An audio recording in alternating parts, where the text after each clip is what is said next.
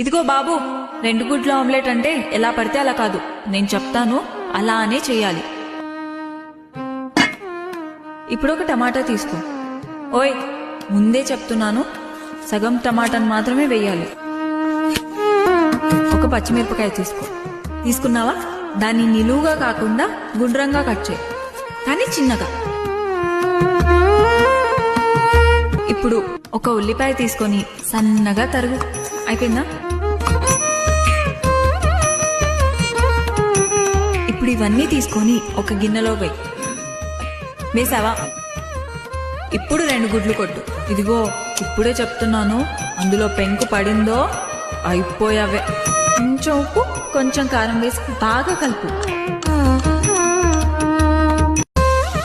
ముందే చెప్తున్నాను, ఆమ్లెట్ అస్సలు మాడకూడదు. చాలా జాగ్రత్త.